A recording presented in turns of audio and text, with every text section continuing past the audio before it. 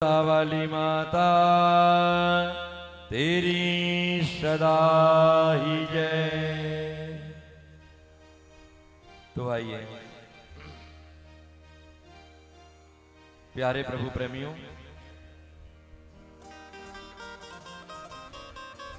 आज कथा का कौन सा दिन है? 9वां दिन। और इस नवमें नवरात्रि में आज मां भगवती की ऐसी विशेष कृपा हम लोगों के ऊपर बनी हुई है। और ये जो नवरात्रे मां के आए महाराज, और बड़ी धूमधाम से हम सभी ने मिलकर के मैया के नवरात्रों में बड़े बड़े उत्सव किए और बड़ी बड़ी सुंदर जो कथा है मां भगवती की, उन कथाओं को श्रवण किया। मां भगवती के जो पूजा करने की विधि है, जो पूजा करने के प्रकार हैं, उन सभी को हम लोगों ने यहां पर श्रवण किया। मां भगवती का जन्म महोत्सव, मां भगवती का विवाह महोत्सव, अनेक अनेक रूप लेकर के मां भगवती और अपने भक्तों का कल्याण करने के लिए महाराज अनेक अनेक रूप लेकर के प्रकट होकर के आई। कल हम लोगों ने बड़ी सुंदर सुंदर कथाओं को सुना और जिसमें रुद्राक्ष के प्रकारों को सुना।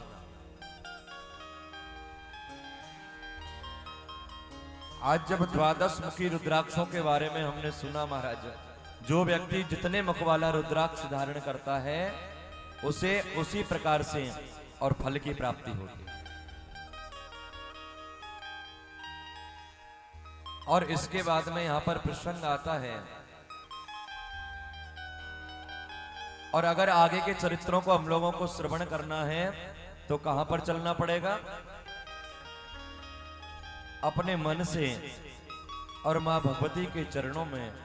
वही मां भगवती गंगा का पावन तट, और मां गंगा के उस पावन तट पर महाराज शौनक आदि 88,000 जो ऋषि हैं वो विराजमान होकर के श्री सूत जी महाराज से प्रश्न कर रहे हैं। इधर व्यास जी महाराज और जन्मेजय को भी ये मां भगवती के चरित्रों को श्रवण करा रहे हैं। और इसी में श्री व्यास जी महाराज ने कहा कि जन्मेजय, ये जो हमारा शरीर है ना, ये शरीर और जगत की जो वस्तुएं हैं, इस शरीर को और जगत की वस्तुओं को बनाने वाला जो तत्व है, बस ये शुद्ध हो जाए, ऐसा संकल्प करके और हमें अपने जीवन को यापन करना चाहिए। जिन 5 तत्वों से हमारा जो शरीर बनकर के निर्मित होता है, तैयार होता है, पृथ्वी, जल, तेज, वायु और आकाश, इन 5 तत्वों से, 5 तत्वों से जो हमारा शरीर है, ये जो 5 महाभूत होते हैं महाराज, रूप, रस, गंध, शब्द और स्पर्श, ये 5 तन्मात्राएं होती हैं। और हाथ, पैर, पायु, उपस्थ एवं वाक, ये 5 हमारी कर्मेंद्रियां होती हैं। क्षति जल पावक गगन समीरा, क्षति जल पावक गगन समीरा, पंच रचित है अदम शरीरा, पंच रचित है अदम शरीरा, क्षति जल पावक अदम शरीरा, क्षति जल पावक अदम शरीरा। ये जो 5 महाभूतों से जो शरीर बन करके निर्मित होता है, इस शरीर के अंदर नेत्र, कान, नाक, जीभ और त्वचा, ये क्या है? ये 5 ज्ञानेंद्रियां हैं। और इस शरीर के अंदर अस्थि, मेद, मांस, मज्जा, रक्त, वीर्य और रस, ये 7 धातु हैं।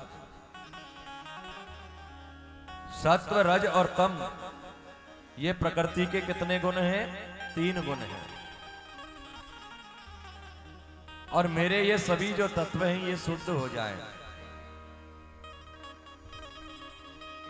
और ऐसा सोच करके जो मां भगवती की आराधना करता है, उनके निमित्त हवन पूजा पाठ करता है, उससे हमारा जो अंतःकरण है महाराज ये शुद्ध हो जाता है। तो यहां पर श्री व्यास जी महाराज ने और भस्मों का प्रकार बतलाया महाराज। जो हम लोग भस्म का तिलक लगाते हैं ना अपने माथे पर, ये भस्म कितने प्रकार की होती है? यहां पर व्यास जी महाराज कहते हैं कि जो भस्म होती है वह 3 प्रकार की होती है। और इस भस्म को लगाने से महाराज शरीर में होने वाले जो पाप होते हैं वो प्राय सभी के सभी नष्ट हो जाते हैं। भस्म कैसे बनाई जाती है महाराज? आज जो गोबर गाय ने तुरंत किया हो महाराज, और अगर उसी समय उसे हाथ में ले लिया जाए, हा? और अगर उस गोबर के उपले बना करके फिर उन्हें जला करके और जो भस्म बनती है ना, उस भस्म को क्या कहते हैं हम लोग? शांतिक भस्म। और जो व्यक्ति इस प्रकार की भस्म बना करके उसको लगाता है महाराज, उस व्यक्ति को परम शांति प्राप्त होती है।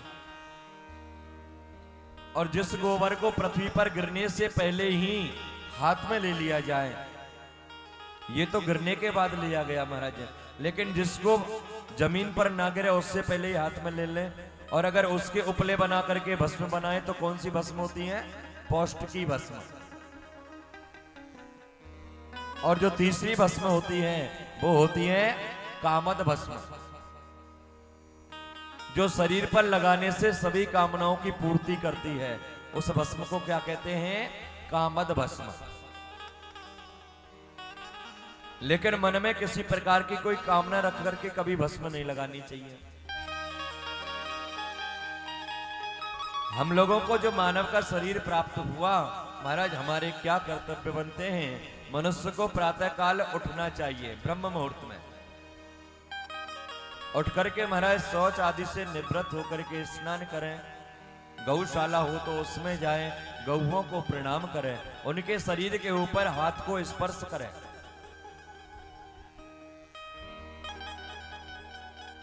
और जिसको बीपी की ज्यादा शिकायत रहती है ना महाराज, जिसका बीपी लो रहता है या हाई हो जाता है, उसके लिए तो विशेष उपचार बताया गया हमारे शास्त्रों ने।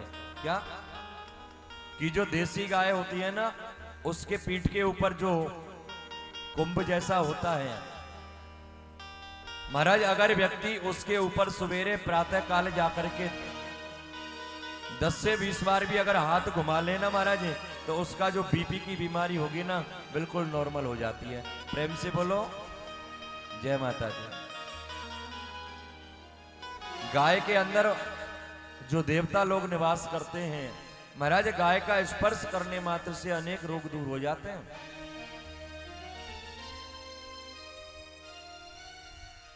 ब्राह्मण बोलो श्वेत गौ का गोबर ले, अगर भस्म लगाना है तो ब्राह्मण कौन सी गाय के गोबर से भस्म बनावे?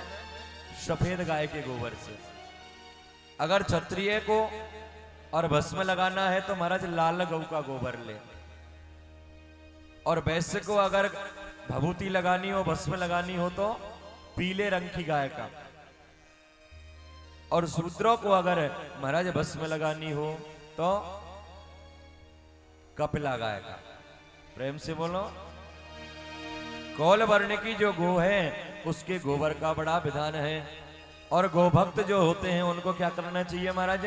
पूर्णिमा को, अमावस्या को और अष्टमी तिथि को मंत्रों का उच्चारण करके गोबर को उठाना चाहिए। चाहे ओम नमः शिवाय कहकर के उस गोबर को उठाओ, ओम नमः शिवाय कहकर के उपले बनाओ और ओम नमः शिवाय कहकर के उसको जला करके भस्म का निर्माण करो। और अगर तुम्हारी ज्यादा ही श्रद्धा है कि इसमें से तो सुगंधी नहीं आ रही है, तो क्या करें महाराज, केवड़े का जल मिलाएं, गुलाब जल मिलाएं, चंदन मिलाएं, केसर मिलाएं, ये सब मिला करके और फिर महाराज उस सुगंधी भस्म को अपने माथे पर लेपन करें। ये भस्म के प्रकार बतलाए महाराज। और अगर हम लोग पूरे शरीर के ऊपर भस्म का लेपन नहीं कर सकते तो केवल महाराज माथे पर तो त्रिपुंड जरूर लगाना चाहिए। और जो साधक होते हैं उन साधकों को महाराज 5 उंगलियों से सिर पर त्रिपुंड लगाना चाहिए, 3 उंगलियों से ललाट पर त्रिपुंड लगावें और दाहिने कान पे लगावें, कंठ पे लगावें। तीनों उंगलियां किसका प्रतीक मानी गई? ब्रह्मा, विष्णु और महेश का प्रतीक। और इन तीनों उंगलियों को लेकर के महाराज और तब जाकर के महाराज और त्रिपुंड लगाना चाहिए। पहली रेखा ब्रह्मा जी का प्रतीक है, दूसरी रेखा भगवान विष्णु का प्रतीक होती है और जो तीसरी रेखा होती है वह किसका प्रतीक होती है? भगवान शंकर का प्रतीक होती है। इसलिए सभी को अपने माथे पर जो वैष्णव लोग हैं, जो भगवान की पूजा अर्चना करने वाले लोग हैं, उनको तो महाराज अवश्य ही और अपने माथे पर भस्म का लेपन करना चाहिए। पूज्य श्री व्यास जी महाराज ने कहा कि यदि वेद का जानकार और ब्राह्मण मां गायत्री के पदों को पृथक पृथक करके अगर उच्चारण करता है ना महाराज, तो उसका विशेष फल बताया। और अगर कोई व्यक्ति गायत्री मंत्र का उच्चारण करें तो महाराज अगर कोई ब्रह्महत्या भी हमारे ऊपर होगी ना, वह भी छूट जाएगी। आज वेदों में, पुराणों में, सब में और गायत्री जो मैया है उसकी महाराज विशेष महत्व बतलाया। साधक को किसकी उपासना करनी चाहिए? मां गायत्री की। मां गायत्री का जो मंत्र है हमें ये प्रयास करें कि उसका हम लोग जप करें।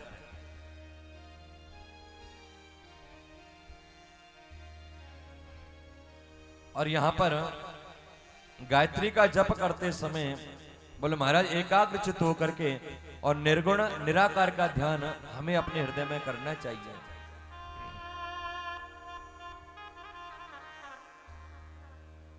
और जब भी हम लोग उस परम देवता का ध्यान करें तो 5 वस्तुओं से हमें क्या करना चाहिए? मानसिक पूजा। कैसे महाराज?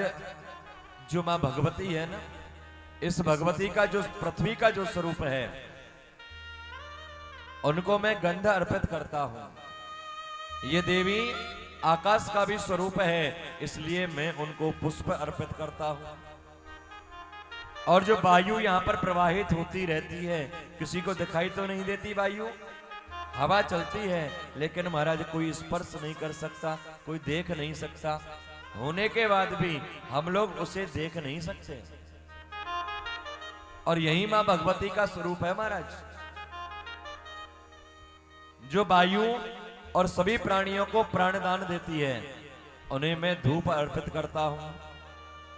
जो देवी जो देवता साक्षात अग्नि है, मैं उसे दीपक अर्पित करता हूं।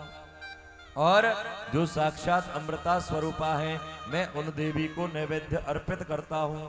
ऐसे कहते हुए जो व्यक्ति और मां गायत्री का पंचोपचार पूजन करता है,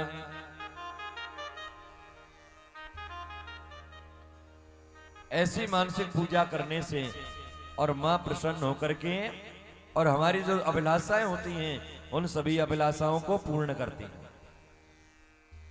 लेकिन नारद ने कहा, भगवान श्री हरि से प्रश्न किया कि हे भगवान श्री हरि, भगवती की पूजा कैसे करें, उनकी क्या विधि है? तो जैसा कि हम लोगों ने कल भी यहां पर सुना था, आज सभी तिथियों को अलग अलग प्रकार से मां भगवती की पूजा का प्रकार बतलाया।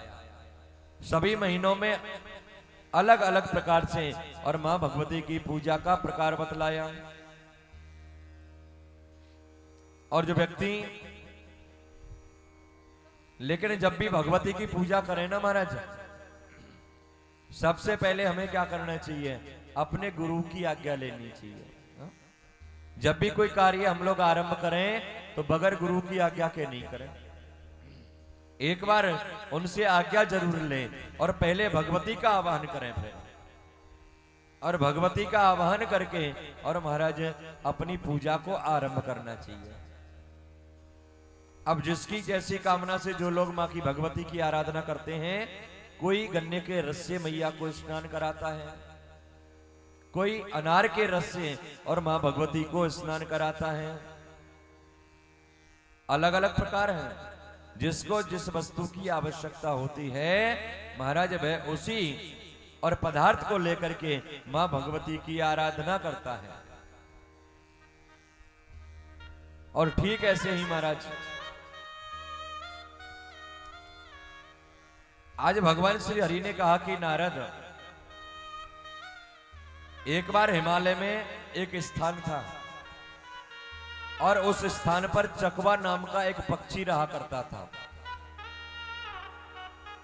आज वह पक्षी अनेक देशों पर मंडराता हुआ और भगवान शिव की जो नगरी है ना काशीपुरी, उस काशी में पहुंचा। अब काशी में उसका कोई परिचित तो था नहीं। महाराज अनाथों की तरह जब इधर से उधर दौड़ने लगा, भटकने लगा, तो काशी में जो अन्नपूर्णा मैया का मंदिर है महाराज, उनका जो धाम है ना, अन्नपूर्णा के धाम में पहुंच गया। और अन्नपूर्णा के धाम में पहुंच करके महाराज उस मंदिर की प्रदक्षिणा करने लगा और परिक्रमा करते हुए जब वह पक्षी महाराज काशी को छोड़ करके जब किसी दूसरे स्थान को चलने लगा और चल करके जब दूसरे स्थान पर पहुंचा तो कुछ समय के बाद में उस पक्षी की मृत्यु हो गई। और जब मृत्यु हुई ना महाराज, तो उस पक्षी ने कहां पर प्रवेश किया? स्वर्ग में। वहां स्वर्ग में प्रवेश करने के बाद वह दिव्य रूप धारण करके और एक देवता बन गया। और जो स्वर्ग का सुख भोगना चाहिए ना महाराज, वह सभी सुख उस पक्षी ने भोगा। और 2 कल्पों तक महाराज स्वर्ग के सुखों को भोगता रहा। और जब उसके पुण्य समाप्त हुए महाराज, तो दोबारा से उस पक्षी को और पृथ्वी पर आना पड़ा। अब जब पृथ्वी पर आया तो अब की बार उसने कहां पर जन्म लिया? एक क्षत्रिय कुल के अंदर। और इस पृथ्वी पर आकर के महाराज बृहद्रथ नाम का एक राजा हुआ। अभी भी इसने आकर के यहाँ पर बड़े बड़े यज्ञों को किया, धर्म का आचरण करता था, सत्य बोलता था, अपने मन से और मां भगवती की आराधना करता था, अपनी इंद्रियों को अपने बस में रखता था। और जो पृथ्वी चारों तरफ से महाराज जल से घिरी हुई है ना, इस संपूर्ण पृथ्वी पर अपना शासन करता था। लेकिन इसे इसका जो पिछले जन्म की जो बातें थी ना महाराज, उसकी स्मृति बनी हुई है, यह भूला नहीं। और जो सामान्य रूप से एक देह से दूसरी देह मिलने पर जो नष्ट हो जाती है ना, लेकिन इसकी जो स्मृतियां हैं वह नष्ट नहीं हुई। आज जब ऋषि मुनि महात्माओं ने सबने इसकी ख्याति को सुना तो बड़ी दूर से चल चल करके सभी लोग मिलने के लिए आए। और ये जब बताने लगा कि महाराज मैं पहले एक पक्षी था, चकवा नाम का पक्षी, और जब मैंने अन्नपूर्णा मैया के मंदिर की परिक्रमा लगाई और परिक्रमा लगा के जब मेरी मृत्यु हो गई तो मैं स्वर्ग में चला गया और स्वर्ग में 2 कल्पों तक सुख को भोग करके आया। अब मैं पुनः पृथ्वी पर आकर के एक क्षत्रिय वंश में मैंने जन्म ले लिया है और अभी भी मैं मां भगवती की आराधना करता रहता हूं। क्योंकि जो मां भगवती इस जगत को उत्पन्न करने वाली है, जो जगत की जननी है महाराज, उस मैया का और उनकी जो महिमा है उस महिमा का मैं स्मरण करता रहता हूं। और मेरे नेत्रों से जो आंसुओं की धारा है ना महाराज, वो बहती रहती है, शरीर में रोमांच हो आता है। और जो मां भगवती है ये इन प्राणियों की जननी है। उसने महाराज अपना संपूर्ण जीवन भी और मां भगवती की आराधना में व्यतीत कर दिया।